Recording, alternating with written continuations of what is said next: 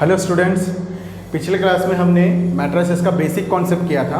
अब इस क्लास में हम करेंगे एलिमेंट्री ट्रांसफॉर्मेशन जो है 12th क्लास का। जो पिछले क्लास में हमने पढ़े थे वो 11 से रिलेटेड था, बट वो डेफिनेशन ज़रूरी थे इसलिए हमने किए। अब एलिमेंट्री ट्रांसफॉर्मेशन करना है 12th के हिसाब से, तो उसके दो टाइप हैं, एक है रो ट्रांसफॉर्मेशन और एक है कॉलम ट्रांसफॉर्मेशन। रो ट्रांसफॉर्मेशन, कॉलम ट्रांसफॉर्मेशन में से दोनों में से किसी को भी अगर यूज़ करना है तो हमें ये तीन टाइप्स को ध्यान रखना पड़ेगा। इसमें से interchanging, multiplication by k and multiply and add to any two rows and columns, इन तीनों टाइप्स को ध्यान से करना पड़ेगा। इंटरचेंजिंग क्या होता है, तो हमने रो ट्रांसफॉर्मेशन, कॉलम ट्रांसफॉर्मेशन के हिसाब से अगर एग्जांपल देखते हैं तो रो और ट्रांसफॉर्मेशन, कॉलम ट्रांसफॉर्मेशन के लिए are I interchange R J, are आई और जे मतलब नंबर्स है, यानी कि मैं ऐसा लिख सकता हूँ R1 interchange R2, R1 interchange. अब इंटरचेंज के लिए ध्यान रखना है आपको कि ये डबल एरो का काम। तो इंटरचेंज का मतलब होता क्या है, एग्जाम्पल के तौर पे अगर मैं एक नंबर ले रहा हूँ 2 3 -1 4, इसके रोज को इंटरचेंज करना। इंटरचेंज यानी अदला बदली करना, यानी एक रो को दूसरे रो में इंटरचेंज करना। मतलब मैं लिखूंगा इसका interchange form R1 interchange R2। अगर इसको मैंने लिया A से डिनोट किया तो इसका नया फॉर्म क्या बनेगा, A डिनोट करने के बाद अब देखो R1 को R2 से इंटरचेंज किया, R2 को R1 से इंटरचेंज किया, मतलब 2 3 R2 की पोजीशन पे गया क्योंकि ये था R1, ये था R2। अब मुझे क्या करना है, R1 को R2 पे लेके जाना, R2 को R1 पे लेके जाना, तो क्या मिलेगा -1 4। बट जब इंटरचेंज होता है तो वो directly not equal to the matrix, तो हम लिखेंगे यहाँ पे ये वाला साइन। इस साइन का मतलब होता है एग्जैक्टली, मतलब डायरेक्टली इक्वल नहीं है बट है इक्वल। सिमिलर का साइन है ये, मतलब सिमिलर टू ए, एग्जैक्टली नहीं है बट सिमिलर टू ए। तो ये हो गया इंटरचेंज। इंटरचेंज यानी रो को इंटरचेंज करना। फॉर एग्जाम्पल एक और ले लेते हैं अपन, C1 इंटरचेंज C2। कौन से, इसी नंबर को करते हैं अपन, इसी नंबर का C1 C2। C1 C2 कहाँ पे है, ये C1 है और ये C2। C1 C2 का इंटरचेंज करो, C1 C2 इंटरचेंज करने पर A सिमिलर। अब C1 C2 का देखो 2 -1 था, वो 2 -1 C2 की जगह पे गया। 3 4 C2 का था, वो बनेगा 3 4। ये इंटरचेंज, मतलब रो का इंटरचेंज भी करके देखे और कॉलम का इंटरचेंज भी करके देखे। ठीक है। मल्टीप्लाई बाय के, यानी किसी भी रो को हम मल्टीप्लाई करेंगे कोई और नंबर से, जैसे कि k इंटू R1 लिख सकते हैं, R2 लिख सकते हैं, R3 लिख सकते हैं। तो मैंने I लिखा, I मतलब 1 2 3 में से कोई एक रो। अब k की जगह पे लेना क्या है, k is a constant. Constant यानी एनी नंबर्स, कोई भी एक नंबर लेना। फॉर एग्जांपल इसी मल्टीपल को देखते हैं अपन, R1 चेंज 3R1। मैंने क्या लिखा है यहाँ पे I, तो यहाँ पे भी I, मतलब यहाँ पे अगर मेरा 1 है तो यहाँ पे भी 1 ही रहेगा, 2 है तो 2, 3 है तो 3। तो उसके हिसाब से देखो R1 को मुझे मल्टीप्लाई करना है 3 से, R1 को मुझे मल्टीप्लाई करना है 3 से, तो चेंज होके क्या मिलेगा, A चेंज। R1 को मल्टीप्लाई कर रहा हूँ 3 से, तो R1 अपने पास दिया हुआ है, तो 6 9 -1 4। इसी प्रकार से अगर मैं कॉलम का करता हूँ तो C2 चेंज C2 को -2 से मल्टीप्लाई किया, C2 को -2 से मल्टीप्लाई करो तो क्या मिलेगा, A चेंज होने के बाद क्या मिलेगा, वो देखो C2 का है 3 4 को -2 से मल्टीप्लाई किया, मतलब -6 -8, बाकी दोनों नंबर एज इट इज। इसमें क्या हुआ, अब मैं जो लिखा हूँ ये एरो सिंगल है और यहाँ पे एरो डबल है। डबल एरो यानी इंटरचेंज, सिंगल एरो यानी चेंज। इसको क्या करके पढ़ेंगे हम, चेंज। और एक बात हमेशा याद रखना, जब कभी हम चेंज करेंगे तो यहाँ का जो नंबर रहेगा उससे रिलेटेड यहाँ पे एक नंबर रहना ही चाहिए। मतलब यहाँ पे मैंने R1 लिया है तो मुझे R1 ही लिखना पड़ेगा, और मैंने यहाँ पे C2 लिया है तो मुझे यहाँ पे C2 लिखना ही पड़ेगा। कारण अगर अपन चेंज किसको कर रहे हैं उससे रिलेटेड ही इक्वेशन बनना चाहिए। एग्जाम्पल अब यहाँ देखते हैं, यहाँ पे स्टेटमेंट देखो क्या लिखा है, multiply with k any number and add to any two rows और कॉलम। रो को भी ऐड कर सकते हो, कॉलम्स को भी ऐड कर सकते हो एट ए टाइम, कोई एक काम। मतलब मैंने R1 change R1 plus R2 लिखा, R2 को मैं 2 से मल्टीप्लाई कर रहा हूँ, इन दोनों को मुझे ऐड करना है, नंबर वही लेंगे 2 3 -1 4। अब बताओ इसके हिसाब से A चेंज होकर क्या मिलेगा, R1 चेंज कर रहा हूँ R1 प्लस 2 R2, R1 की वैल्यू क्या है 2 फर्स्ट एलिमेंट, उसको प्लस कर रहे हैं 2 इंटू R2 का फर्स्ट एलिमेंट 2 इंटू R2, मतलब क्या आएगा 2 - 2 = 0। यानी मुझे चेंज किसको करना है R1 को, तो मुझे यहाँ लिखना पड़ेगा 0। नेक्स्ट 3 है सेकंड नंबर R1 का, प्लस 2 इंटू R2 का सेकंड नंबर 4, 3 + 8 मतलब 11 यहाँ आएगा। तो हमने किसको चेंज किए, ओनली R1, तो R2 चेंज नहीं हुआ, मतलब -1 4 एज इट इज लिखना है। मतलब R1 change R1 + 2 R2। Same उसी प्रकार से कॉलम का भी करके देखते हैं, C1 चेंज C1 - 3 C2। अब देखते हैं C1 C2 के हिसाब से, पहले चेंज का फॉर्म लिख लेते हैं। C1 क्या है 2 - 1, चेंज होने वाला इक्वेशन कौन सा है C1 का है, तो C2 को ऑलरेडी एज इट इज लिख दो 3 4। अब मुझे C1 को चेंज करना है, 2 फर्स्ट एलिमेंट 2 है C1 का, नेक्स्ट -3 इंटू C2 का फर्स्ट एलिमेंट -1 है, तो कितना आएगा 2 + 3 = 5, ये 5 यहाँ लिखना है।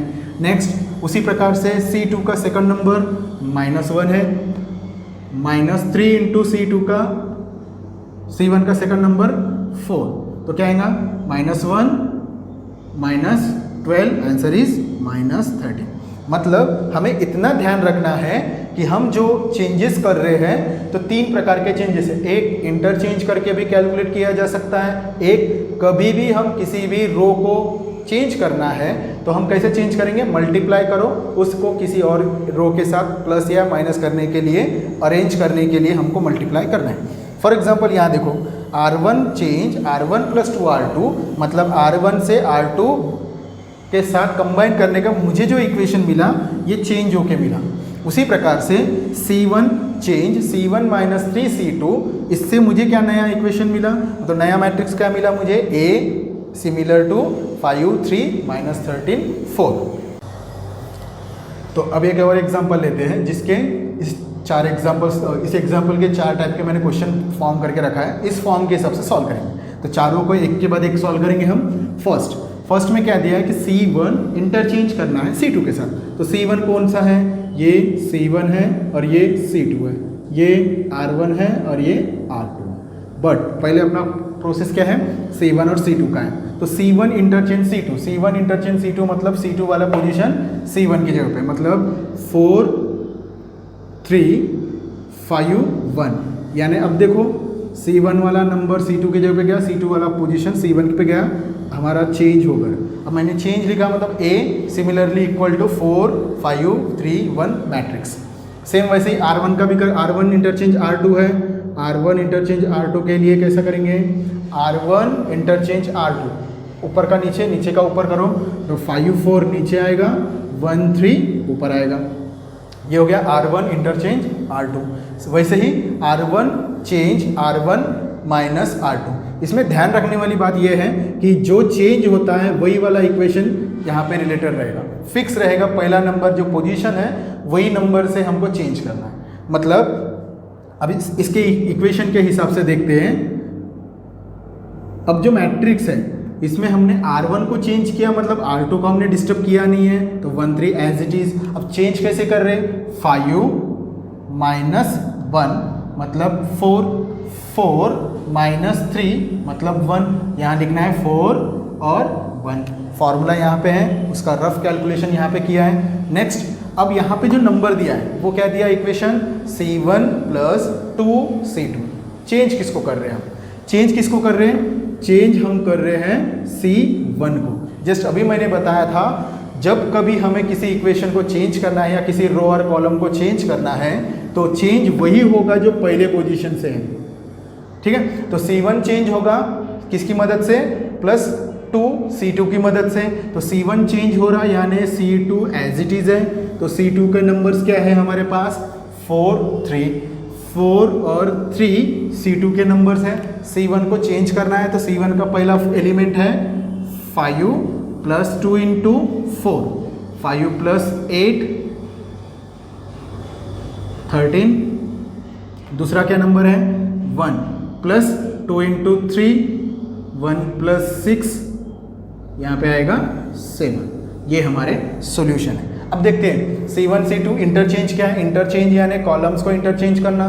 R1 R2 इंटरचेंज किया, रो को इंटरचेंज की हमने।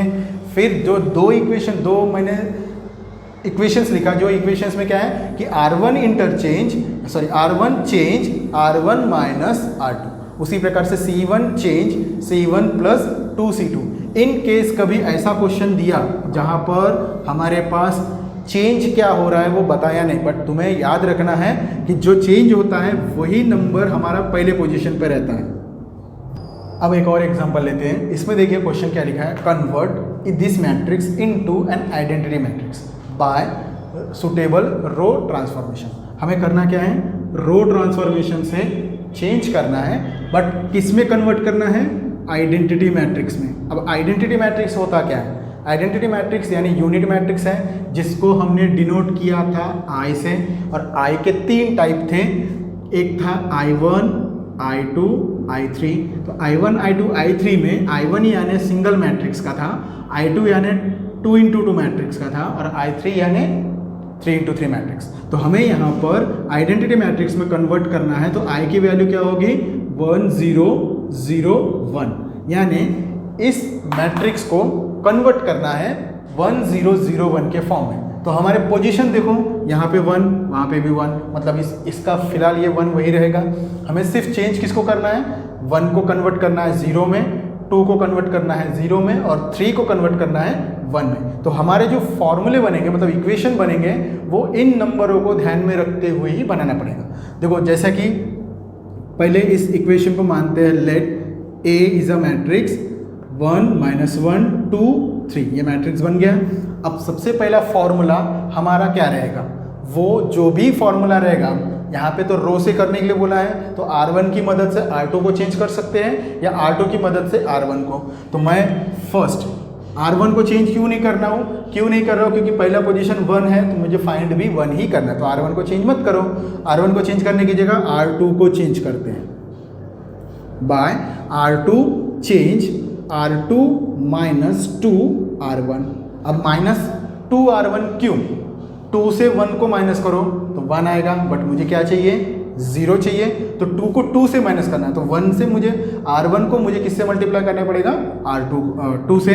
अब देखो क्या बनेगा, A चेंज होकर हमने किसको चेंज किए, R2 को चेंज किए, तो R1 की value as it is put किया। अब R2 को चेंज कर रहे हो तो एक रफ कैलकुलेशन कर लेते हैं हम फॉर्मूले के हिसाब से, R2 - 2 R1। फर्स्ट एलिमेंट है R2 का 2 - 2 × 1 मतलब 0। नेक्स्ट 3 - 2 × -1, 3 + 2 5। तो अब वो दोनों नंबर्स हम यहाँ पुट कर देंगे, 0 5। अब मुझे 0 किसको बनाना है, -1 की पोजीशन को 0 बनाना है, -1 की पोजीशन को, और 5 की पोजीशन को 1 बनाना है। तो देखो यहाँ पर जो 5 की पोजीशन है वो कौन से रो में है, सेकंड रो में है। तो फिर से रूल वही लगाएंगे, R2 चेंज, मुझे 5 को रिप्लेस करके 1 करना है, तो मैं R2 को क्या करूँगा, 1/5 से मल्टीप्लाई करूँगा। मतलब R2 को मैं डिवाइड कर रहा हूँ डायरेक्ट 5 से, बट डिवीजन डायरेक्टली यूज़ नहीं कर सकते, तो इनडायरेक्टली हम सॉल्व कर रहे हैं 1/5। 1/5 से मल्टीप्लाई मीन्स R2 / 5। तो R2 को मैं 5 से डिवाइड करते हैं तो क्या मिलेगा मुझे, 1 - 1 0 1। देखो 1 आया, 0 आया, 1 आया, बट एक और नंबर है 0 होने के लिए, वो है -1। अब -1 लाना है तो मुझे किसको चेंज करना पड़ेगा, R1 या R2। ध्यान से देखो, 0 1 सेकंड रो का कंप्लीट हो चुका है। अब मुझे फर्स्ट रो को कंप्लीट करना है। फर्स्ट रो का फर्स्ट एलिमेंट हमारा वही जगह पे है, बस हमको सेकंड एलिमेंट को करना है 0। तो सेकंड एलिमेंट को करना है यानी R1 चेंज R1, इन दोनों को ऐड कर दो, R1 plus R2। R1 plus R2 करने पर देखो A चेंज। अब ये जो फॉर्मूला है मैं यहाँ पे रफली सॉल्व करने का कारण ये है, कभी कभी क्या होता है मल्टीप्लाई करने के बाद ऐड या सब्ट्रैक्ट करते वक्त गलती से भी मिस्टेक हुआ तो आंसर गलत हो सकता है, इसीलिए हमको फॉर्मूला रफ में लिखा। तो R1 को चेंज कर रहा हो तो मेरा R2 वही रहेगा 0 1, R1 का फर्स्ट एलिमेंट 1 प्लस R2 का फर्स्ट एलिमेंट 0, दोनों का ऐड करने पर 1 ही रहेगा। फिर R1 का फर्स्ट एलिमेंट -1, R2 का फर्स्ट एलिमेंट 1, तो ये हो गया 0। उसको वैल्यू यहाँ पे रख देते हैं 1 0। तो अब हमारा काम क्या हुआ, हमने क्या किए, इस दिए गए मैट्रिक्स को कन्वर्ट किए आइडेंटिटी मैट्रिक्स में। तो ये आइडेंटिटी मैट्रिक्स में हुआ, मतलब A इज ऑलमोस्ट सिमिलर है I के साथ, मतलब I मतलब आइडेंटिटी। यानी हमारे लिए यहाँ पे कैसा कैलकुलेशन आया कि दिया गया जो भी मैट्रिक्स था उसको हमने आइडेंटिटी मैट्रिक्स में कन्वर्ट करना है। अब जो नया टॉपिक है वो है inverse of matrix. Inverse of matrix करना है तो उसको सॉल्व करने के हमारे पास दो मेथड्स है, एक है एलिमेंट्री ट्रांसफॉर्मेशन और एक है एडजॉइंट मेथड। तो कुछ देर पहले मैंने बताया था एलिमेंट्री ट्रांसफॉर्मेशन करते कैसे, मतलब किस एलिमेंट्री ट्रांसफॉर्मेशन के कितने टाइप थे, 3 टाइप थे। एक था इंटरचेंज और एक था multiplication of any scalar multiple और एक था multiplication of and addition of any 2 rows और कॉलम्स। मतलब हमने इंटरचेंज भी करके देखे कुछ एग्जांपल्स में इंटरचेंज के साथ मल्टीप्लाई एंड ऐड और सब्ट्रैक्ट करने का भी काम किए। तो वही काम हमें यहाँ पे भी करना है, बट उसके लिए यहाँ पर होगा इन्वर्स ऑफ मैट्रिक्स। अब इन्वर्स ऑफ मैट्रिक्स होता क्या है, इन्वर्स ऑफ मैट्रिक्स होता है सपोज A इंटू बी, किसी भी दो मैट्रिक्स को अगर मैं किसी भी दो मैट्रिक्स को मल्टीप्लाई करता हूँ और उसका आंसर अगर आता है I, मतलब कोई भी दो मैट्रिक्स को मैं मल्टीप्लाई करता हूँ उसका आंसर आता है identity matrix. Identity matrix 3 type के हैं, 1 इंटू 1, 2 इंटू 2, 3 इंटू 3। उसके हिसाब से अगर देखते हो तो 1 I की वैल्यू क्या होगी, अगर 2 इंटू 2 मैट्रिक्स है तो 1 0 0 1, ये 2 इंटू 2 मैट्रिक्स है। या अगर 3 इंटू 3 लेते हो तो 1 0 0 0 1 0 0 0 1। तो ये आइडेंटिटी मैट्रिक्स में अगर इन दोनों का मल्टीप्लिकेशन आता है तो A का इन्वर्स रहेगा B या B का इन्वर्स रहेगा A। मतलब अगर मैं A को लिखता हूँ, मेरा मैट्रिक्स है, तो B बनेगा मेरा A इन्वर्स, मतलब इज इक्वल टू I। अगर मैं B को मैट्रिक्स लिखता हूँ तो B के लिए A की पोजीशन बनेगी B इन्वर्स, तो भी मेरा आंसर I। मतलब एक दूसरे के वो इन्वर्स होते हैं। यानी अगर मैं फिक्स कर दिया, मान लो कि मेरा पहला मैट्रिक्स जो है वो A है, तो उसके साइड वाला जो मल्टीप्लिकेशन वो क्या रहेगा, फिर A inverse is equal to multiply करने पर क्या मिलना चाहिए मुझे I। तो ये इसका बेसिक फॉर्मूला है, किसका, इनवर्स ऑफ मैट्रिक्स का basic formula A into A inverse is equal to I। या कुछ कंडीशन में आप ऐसा भी लिख सकते हो A inverse into A is equal to I। दोनों का मतलब एक ही छोटा है, इन दोनों का dot product is equal to I। इस फॉर्मूले से ही हम इन दोनों एलिमेंट्री ट्रांसफॉर्मेशन के रो और कॉलम, इन दोनों को इस मेथड से ही सॉल्व करना है। ठीक है, अब एग्जांपल देखते हैं रो और कॉलम का। तो मैंने कुछ समय पहले ही आपको समझाया था रो और कॉलम किस तरह से बनाया जाता है। रो, उसमें हमने क्वेश्चन किया था जिसमें हमें कन्वर्ट करना था कि दिए गए मैट्रिक्स को रो मैट्रिक्स में। जब रो मैट्रिक्स में कन्वर्ट किए थे तो हमने उसके एलिमेंट्स को कन्वर्ट किए थे 1 0 0 1 के फॉर्म में। तो एग्जाम्पल के तौर पर हम एक एग्जाम्पल लेते हैं जिसमें A मैट्रिक्स का नंबर दिया है 1 2 3 4। इस मैट्रिक्स का नंबर है 1 2 3 4। इसे मुझे करना है by elementary transformation, by elementary transformation.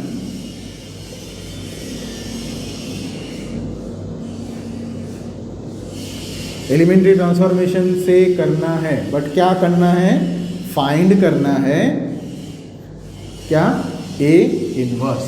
A inverse मुझे फाइंड करना है, दिया गया एक एलिमेंट मैट्रिक्स दिया रहेगा, उसके लिए मुझे एलिमेंट्री ट्रांसफॉर्मेशन करना है। जब एलिमेंट्री ट्रांसफॉर्मेशन पूछेगा तो उसके दो टाइप है, एक रो ट्रांसफॉर्मेशन, एक कॉलम ट्रांसफॉर्मेशन। इनमें से कोई भी एक हम कर सकते हैं। अगर स्पेशली वहाँ पे लिख के आया कि बाय रो ट्रांसफॉर्मेशन तो रो ट्रांसफॉर्मेशन से करना है, बाय कॉलम ट्रांसफॉर्मेशन तो कॉलम ट्रांसफॉर्मेशन करना है, या सिर्फ कुछ भी नहीं लिख के आया, फाइंड ए इनवर्स आया और सिर्फ इतना लिखा है कि बाय एलिमेंट्री ट्रांसफॉर्मेशन, तो हम इन दोनों में से कोई एक को प्रीफर करेंगे। तो हम प्रीफर करेंगे रो को। बट सबसे पहले एक बात को हमेशा ध्यान रखना है कि अगर किसी मैट्रिक्स का इन्वर्स फाइंड करना है, अगर किसी मैट्रिक्स का इन्वर्स फाइंड करना है तो पहले मुझे इस मैट्रिक्स का डिटर्मिनेंट फाइंड करना पड़ेगा। अगर इसका डिटर्मिनेंट नॉट इक्वल टू 0 मतलब नॉन सिंगुलर आता है, ठीक है। अगर दिए गए मैट्रिक्स का मैं कुछ भी कैलकुलेशन करूं, मतलब डिटर्मिनेंट करता हूं, दिए गए मैट्रिक्स का डिटर्मिनेंट करता हूं तो उसका आंसर नॉट इक्वल टू 0 आया, मतलब नॉन सिंगुलर मैट्रिक्स आता है, तो यानी ये वैलिड होगा ए इनवर्स के लिए, मतलब ए इनवर्स एग्जिस्ट होगा, यानी हम ए इनवर्स करने के लिए इस मैट्रिक्स को यूज कर सकते हैं। इन केस अगर ये इक्वल टू 0 आया तो ये बन जाएगा सिंगुलर मैट्रिक्स। सिंगुलर मैट्रिक्स हुआ तो यहाँ पे हमें करना पड़ेगा डज नॉट एग्जिस्ट। अगर ये एग्जिस्ट नहीं होता है तो हम इसका इनवर्स फाइंड नहीं कर सकते। सबसे पहली बात, दिए गए मैट्रिक्स का डिटर्मिनेंट करने पर अगर इक्वल टू 0 आता है वो सिंगुलर मैट्रिक्स बनेगा। अगर वो सिंगुलर मैट्रिक्स बनता है तो इनवर्स डज नॉट एग्जिस्ट, मगर नॉट इक्वल टू 0 आया तो ये बन जाएगा नॉन सिंगुलर मैट्रिक्स, तो यानी हमारा ए इनवर्स अब एग्जिस्ट होगा। अगर एग्जिस्ट होगा यानी हम उसको कैलकुलेट कर सकते हैं, ठीक है। तो अब इसका डिटर्मिनेंट निकालते हैं हम। इसका डिटर्मिनेंट क्या आता है वो देखते हैं। देखो ए का डिटर्मिनेंट पहले हमें यहाँ लिखना पड़ेगा इसका मॉड, तो we have A is equal to 1 2 3 4 is a matrix. इसका डिटर्मिनेंट हम निकालते हैं, तो डिटर्मिनेंट करने पर क्या मिलेगा मुझे, mod 1 2 3 4 4 minus 6 answer is -2। -2 is not equal to 0, मतलब मॉड ए की वैल्यू इज नॉट इक्वल टू 0, यानी हमें क्या लिखना पड़ेगा यहाँ पे, हमें यहाँ क्या लिखना पड़ेगा कि ए इनवर्स एग्जिस्ट। अब ए इनवर्स अगर एग्जिस्ट हो रहा है यानी ए इनवर्स के लिए हम फॉर्मूला लिखेंगे, वी नो दैट, देखो मैंने पहले मॉड निकाला, मॉड का वैल्यू नॉट इक्वल टू 0 आया यानी ए इनवर्स एग्जिस्ट है। ए इनवर्स एग्जिस्ट है तो हमें इन दोनों में से किसी एक फॉर्मूले को यूज़ करना है, तो इसको फॉर्मूले को यूज़ कर लेते हैं। तो फॉर्मूला क्या है, A into A inverse is equal to I. ये फिक्स्ड है फॉर्मूला फॉर एलिमेंट्री ट्रांसफॉर्मेशन, माने एलिमेंट्स के थ्रू अगर मुझे आइडेंटिटी मैट्रिक्स बनाना है तो मैं इसी फॉर्मूले को फॉलो करूँगा। तो उसके हिसाब से A into A inverse is equal to I है। तो हमारे पास ए मैट्रिक्स दिया हुआ है वो है 1 2 3 4। ए इनवर्स हमें फाइंड करना है तो इसलिए अननोन है।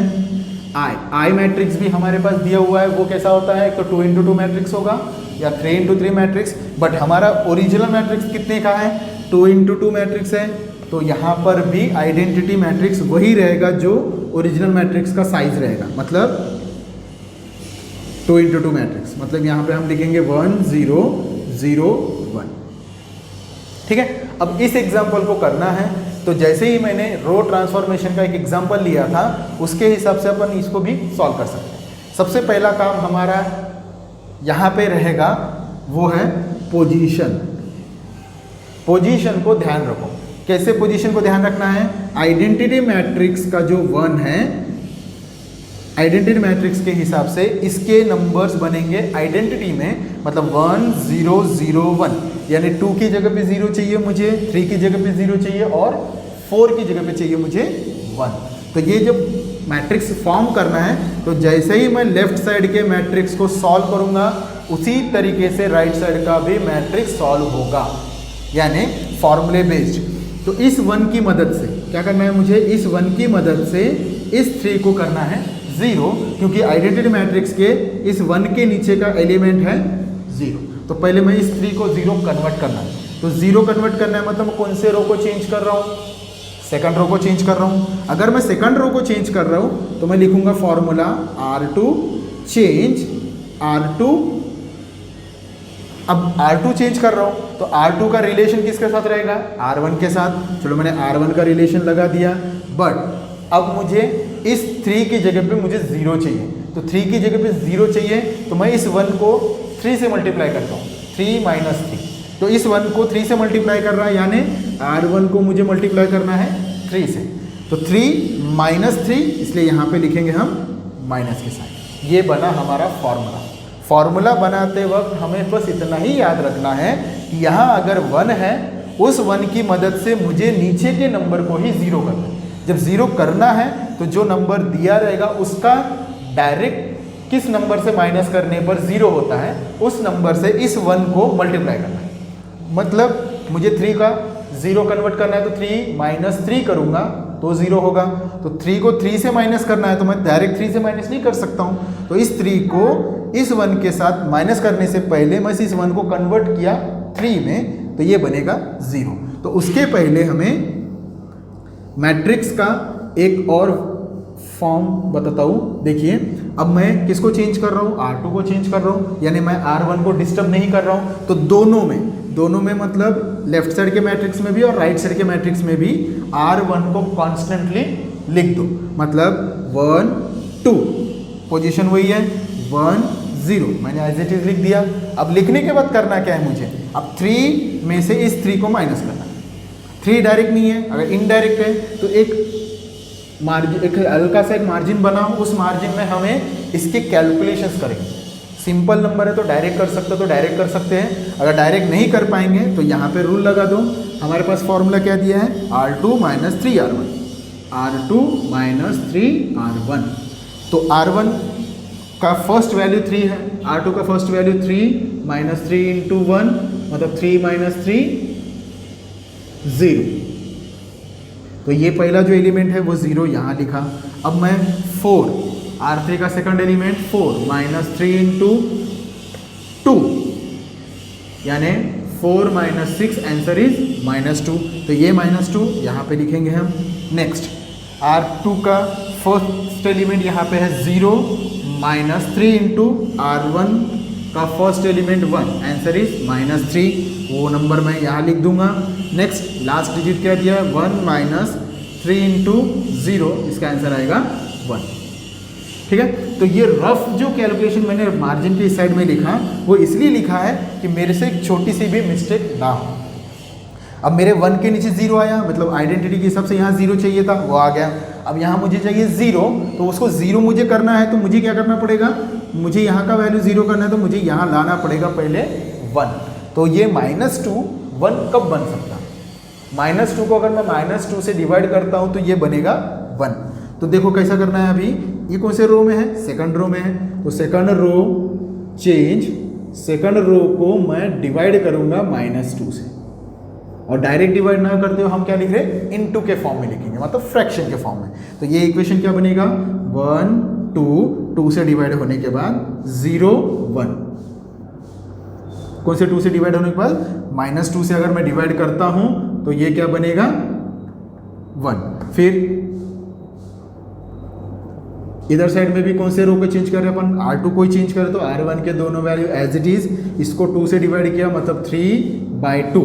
इसका निगेटिव साइन, इसका निगेटिव साइन क्या होगा, गेट कैंसल्ड, और ये 1/2 और ये निगेटिव साइन यहाँ दे देते हैं। चलो ये बन गया फर्स्ट ब्रैकेट। सेकंड, अब सेकंड काम क्या करना है, मुझे यहाँ पे 1 मिला, बाय आइडेंटिटी मैट्रिक्स के हिसाब से इस 1 की मदद से मुझे क्या करना है, यहाँ पे 0 लाना है। बट काम किधर साइड होना चाहिए, LHS की तरफ होना चाहिए। तो LHS की वजह से मतलब इस 1 की मदद से मुझे 2 को चाहिए 0। तो वही रूल जैसा मैंने यहाँ लगाया था कि 1 की मदद से 3 को 0 किया, उसी प्रकार से 1 की मदद से 2 को 0 करेंगे। तो यहाँ पे चेंज कौन हो रहा है, R1 चेंज हो रहा है, R1 माइनस R2 होगा, बट माइनस डायरेक्ट करूँगा तो मेरा 0 नहीं आएगा, तो उसको मैं करूँगा R2 को 2 से मल्टीप्लाई। अगर R2 को मैंने 2 से मल्टीप्लाई किया तो ये मैट्रिक्स क्या बनेगा, देखो 0 1, ये हो गया मैट्रिक्स का, जिसको चेंज नहीं कर रहे हम, और 3/2 माइनस 1/2, ये एक मैट्रिक्स हो गया। अब मुझे ये 1 की मदद से ये 2 को 0 लाना है, वही रूल यहाँ पे लगा देते हैं, R1 माइनस 2R2, R1 का फर्स्ट एलिमेंट 1 है, 2 इंटू R2 का फर्स्ट एलिमेंट 0, आंसर इज 1, वो लिख दिया मैंने यहाँ पे। नेक्स्ट R1 का सेकंड एलिमेंट 2 है, 2 इंटू 1, 2 माइनस 2 0, वो एलिमेंट मैंने यहाँ लिख दिया। नेक्स्ट इसी प्रकार से इधर का भी करेंगे हम, R1 का first element 1 minus 2 into 3/2, 2 get cancel, तो यहाँ पे मिलेगा 1 माइनस 3, आंसर इज -2, यहाँ मिलेगा -2। सेम वैसा ही प्रोसीजर, यहाँ पे 0 दिया है, 0 minus 2 into minus 1/2, 2 into minus 1/2, तो ये 2 get cancel, minus minus plus 1, यहाँ आएगा 1। तो ये आइडेंटिटी बन चुका है, मतलब ये I की वैल्यू इससे मल्टीप्लाई हुई A इंटू A इनवर्स, मतलब -2 1 3/2 1/2। मैंने बेसिक कॉन्सेप्ट में बताया था, अगर किसी भी मैट्रिक्स को आइडेंटिटी मैट्रिक्स से मल्टीप्लाई करते हैं तो वो मैट्रिक्स चेंज नहीं होगा। मीन्स यहाँ पे हम लिखेंगे A इनवर्स की वैल्यू -2 1 3/2 माइनस 1/2। तो जो मैट्रिक्स मैंने लिखा ये हमारा inverse matrix of A matrix, मतलब ए का ए इनवर्स मैट्रिक्स हमारे पास मिल चुका है। तो इस प्रकार से हमें रो का जैसा किया सेम टू सेम कॉलम का करना है। बस कॉलम का करते हुए ध्यान रखना है कि 1 यहाँ दिया है तो ये 1 से मुझे इसको 0 लाना पड़ेगा, फिर बाद में ये 1 से इसको 0 लाना पड़ेगा। हमने यहाँ रो में था तो रो के हिसाब से मैंने ऊपर नीचे के हिसाब से 0 लिया था, सेम वैसे कॉलम में आजू बाजू के हिसाब से करना रहेगा। इस बात पे थोड़ा सा ध्यान रखना है। अभी यही क्वेश्चन हम कॉलम ट्रांसफॉर्मेशन से करेंगे। अभी जस्ट मैंने एलिमेंट्री ट्रांसफॉर्मेशन लिखा, मगर मैंने रो को ट्रांसफॉर्मेशन से किया ना, उसी प्रकार से अभी इसी क्वेश्चन को मुझे कॉलम से करना है। तो सेम ए इनवर्स तक का प्रोसेस वही रहेगा, मॉड ए का वैल्यू -2, तो हम लिखते हैं ए इनवर्स एग्जिस्ट। इसके बाद का ही प्रोसेस हमें ध्यान रखना है, क्योंकि जब मॉड ए मतलब डिटर्मिनेंट ऑफ ए का वैल्यू जो भी आएगा, तुम रो से करो या कॉलम से करो, दोनों में सेम ही रहेगा। और वो सेम क्या रहेगा, not equal to 0। We know that, हमारे पास फॉर्मूला दिया है ना, a into A inverse is equal to I. तो कॉलम ट्रांसफॉर्मेशन से करना है, तो बाय कॉलम ट्रांसफॉर्मेशन तो हमें पहले मैट्रिक्स क्या है 1 2 3 4 ए इनवर्स इनटू करने के बाद इज इक्वल टू में आई मैट्रिक्स मतलब 1 0 0 1। अब हमें इस क्वेश्चन में ध्यान क्या रखना है कि हम कर किससे रहे, कॉलम से। तो कॉलम के हिसाब से मुझे ये 1 की मदद लेनी है इस 2 को 0 करने में। मतलब मैं C2 को चेंज करूँगा, C2 change C2 minus C1, but 2 minus 1 नहीं कर सकते, हम 2 माइनस 2 करना है, इसलिए यहाँ पे लिखेंगे 2। सेम प्रोसेस जैसा हमने रो में किया वैसा हमें कॉलम में करना है, बट करते वक्त थोड़ा सा ध्यान रखना है कि फॉर्मूला किसके साथ रिलेटेड है। अगर C1 को रिलेट करोगे तो C2 के साथ रिलेट करो, या C2 को रिलेट करोगे तो C1 के साथ, इसी प्रकार से। तो अब देखो क्या आएगा, C2 change C2 minus 2 C1, C2 change C2 minus 2 C1। अब C2 का फर्स्ट एलिमेंट है 3, C2 का फर्स्ट एलिमेंट है 2, C1 का फर्स्ट एलिमेंट है 1, तो 2 माइनस 2 इज इक्वल टू 0। वो नंबर हमें यहाँ दिखने से पहले मैंने कुछ समय पहले बताया था, जिस रो को हम चेंज नहीं कर रहे उस रो को या उस कॉलम को हमें क्या करना है, एज इट इज़ रखना है। मतलब मुझे C2 को चेंज करना है, मतलब C1 as it is. Same उसी प्रकार से इधर भी 1 0 एज इट इज़, ठीक है। अब मैंने क्या लिखा 2 माइनस 1 का हिसाब से मैंने सॉल्व किया, ये बन गया 0। फिर नेक्स्ट है 4 माइनस 2 इंटू 3, मतलब 4 माइनस 6, आंसर इज -2। वो -2 मुझे यहाँ लिखना है। नेक्स्ट उसी प्रकार से इस कॉलम में भी वही करना है, 0 minus 2 into 1, answer is -2। Next 1 minus 2 into 0, answer is 1। दोनों नंबर्स को मैंने यहाँ लिख दिया, -2 एंड 1। ठीक है, अब ये हो गया। अब मेरे हिसाब से इस कॉलम में इस 1 की मदद से ये 0 हुआ, यहाँ पे -2 है। इस -2 को मुझे सॉल्व करना है, मगर इस कॉलम में मुझे यहाँ चाहिए क्या, 1। अगर यहाँ मुझे 1 चाहिए तो मैं डिवाइड करूँगा C2 को, C2 चेंज C2 डिवाइड हो रहा है -1/2 से। अगर मैं -1/2 से C2 को चेंज करता हूँ तो मेरा कैलकुलेशन क्या आएगा, 1 3 0 -2 डिवाइड करने पर 0 1। फिर A inverse is equal to, same उसी प्रकार से इसको -2 से डिवाइड करते हैं तो 1 0, यहाँ पे आएगा 1 और यहाँ पे आएगा -1/2। -2 डिवाइडेड बाय -2 मतलब ये बन गया +1 एंड 1 डिवाइडेड बाय -2 तो -1/2। नेक्स्ट, अब यहाँ पे 0 आया, मुझे क्या करना है, 0 आ गया, 1 है, ये 1 1 0 1 1 0, तो ये जो नंबर है यहाँ पे मुझे 0 चाहिए, मतलब ये 3 की जगह पर ये वाला 0 यहाँ चाहिए। तो 3 को अगर मुझे 0 करना है तो मैं इसके लिए मदद किससे लूँगा, C2 से लूँगा। जस्ट अभी बताया था मैंने, C1 को अगर लेना है तो C2 की मदद लो, C2 को 0 करना है तो C1 की मदद लेनी है। तो यहाँ पे C1 चेंज C1 -3 C2, ये 3 है, यहाँ 1 है तो C1 -3 C2 लेंगे। तो क्या आएगा कैलकुलेशन, C1 को चेंज कर रहा हूँ तो 0 1 A इनवर्स, C2 को चेंज कर रहे 1 -1/2। ठीक हो, अब C1 का फर्स्ट एलिमेंट, C1 का फर्स्ट एलिमेंट क्या है, C1 का फर्स्ट एलिमेंट है 1 -3 × 0, तो 1 -0 1। C1 का सेकंड एलिमेंट 3 -3 × 1, 3 -3 0, दोनों एलिमेंट्स को यहाँ लिख देते हैं 1 0। नेक्स्ट, C1 का फर्स्ट एलिमेंट 1 है, -3 × 1, answer is 1 -3 -2। Next, second element, C1 का सेकंड एलिमेंट है 0 -3 × -1/2, कितना आएगा 3/2, तो यहाँ पे आएगा -2, यहाँ पे आएगा 3/2। अब ये बना आइडेंटिटी मैट्रिक्स। आइडेंटिटी मैट्रिक्स से किसी भी मैट्रिक्स को मल्टीप्लाई करते हैं तो वो मैट्रिक्स चेंज नहीं होता है, तो उसके हिसाब से हमें क्या लिखना पड़ेगा, यहाँ पर A इनवर्स की वैल्यू है -2 1 3/2 -1/2। अब मैंने कॉलम मेथड से भी करके दिखाया, रो मेथड से भी करके दिखाया, बट A इनवर्स का वैल्यू वही रहेगा जो वैल्यू हमारे लिए दोनों में से कोई भी ट्रांसफॉर्मेशन से करो, मतलब रो से करो या कॉलम से करो, A इनवर्स का आंसर चेंज नहीं होता है। अभी जस्ट हमने देखे 2 × 2 मैट्रिक्स।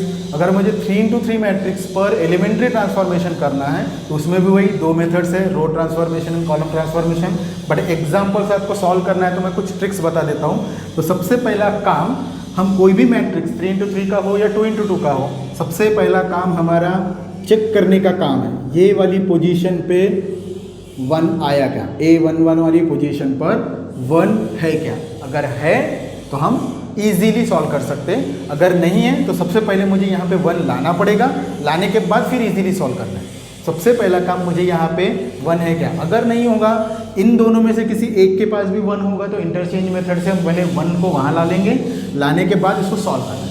सॉल्व करने से पहले ये चेक कर लो कि वहाँ 1 आता है कि नहीं। आया है तो हम इसकी इस 1 की मदद से इन दोनों नंबरों को करना है मुझे 0, या इस 1 की मदद से इन दोनों नंबरों को करना है 0। सबसे पहला काम, पहला ये 1 है ना, इसी 1 की मदद से इन दोनों को जब तक तुम 0 नहीं करोगे तब तक इनको डिस्टर्ब करना नहीं। ये दोनों 0 आ गए, फिर हम ये पोजीशन में लाने की कोशिश करेंगे 1। अगर ये 1 आता है, जैसे ये 1 आ जाएगा तो इसके ऊपर का ये 0 और ये इसके नीचे का ये 0, इन दोनों को 0 आसानी से कर सकते हैं। मतलब जैसे मैंने अभी कुछ फॉर्मूले बताया था उसी, ये एक प्रकार के ट्रिक्स है। अगर ये 1 आया तो यहाँ पे दोनों 0 आ गए तो लास्ट डिजिट जो नंबर रहेगा उसको उसी नंबर से डिवाइड करो, वो बन जाएगा 1। जैसे ये 1 बन गया, उसकी मदद से इसको और इसको दोनों को बनाना है 0। मतलब पहला, सबसे पहला काम प्रोसेस के हिसाब से मुझे यहाँ चाहिए 1। इस 1 से ये दोनों को 0। जैसे ये दोनों 0 हो गए तो कोशिश करो कि यहाँ पे 1 लाए, 1 आ जाएगा। अगर 1 अपने आप आ गया तो उसके ऊपर का नंबर और उसके नीचे का नंबर को 0 करना है। मतलब सेकंड रो से फर्स्ट रो और थर्ड रो के सेकंड एलिमेंट को 0 करना है। जैसे ये दोनों नंबर 0 हो गए, थर्ड रो का लास्ट डिजिट कोई भी नंबर हो, उसी नंबर से उसको डिवाइड करो। डिवाइड करने पर वो बनेगा 1। फिर इस 1 की मदद से हम सेकंड रो फर्स्ट रो को 0 में कन्वर्ट करेंगे। जैसा मैंने यहाँ रो की मेथड से किया, सेम यहाँ पर कॉलम की मेथड से। तो वही काम, सबसे पहले ये वाला पोजीशन क्या है, A11 की पोजीशन।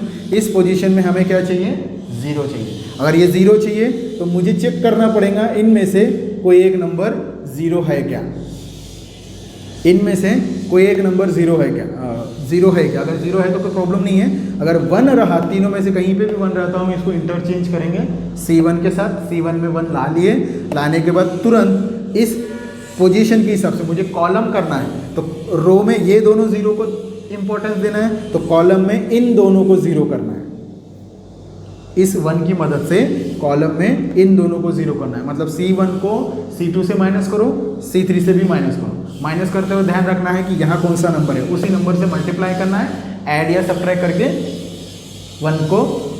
1 से इन दोनों को 0 करना है। सेम जैसे ये दोनों 0 हो गए, फिर तुरंत हमारा काम रहेगा ये पोजीशन में 1 आना चाहिए। 1 लाने के लिए एडिशन या सब्ट्रैक्शन की मेथड से यहाँ 1 लाओ। 1 आते बराबर तुरंत इन दोनों को 0 करो। इन दोनों को जैसे ही 0 किया तो ये 2 0 मिल जाएंगे हमें किसी एक कॉलम में। ये जैसे ही दोनों 0 मिल गए, इन दोनों 0 की मदद से या इन दोनों 0 को ध्यान में रखते हुए ये जो लास्ट डिजिट रहेगा उस डिजिट को डायरेक्ट डिवाइड करना है किसी उसी नंबर से जो नंबर यहाँ मिलेगा। ये जैसे ही ये 1 बन जाता है, तुरंत इस 1 की मदद से इन दोनों को लाना है हमें 0। यानी ट्रांसफॉर्मेशन करते वक्त ध्यान रखना है कि हमारा जो फर्स्ट एलिमेंट का फर्स्ट पोजीशन है, इस मैट्रिक्स का फर्स्ट पोजीशन कॉलम का हो या रो का हो या कॉलम का हो, दोनों का पहला पोजीशन हमें 1 चाहिए। अगर रो का है तो नीचे के नंबर 0 होंगे, कॉलम का है तो आजू की बाजू के नंबर 0 होंगे।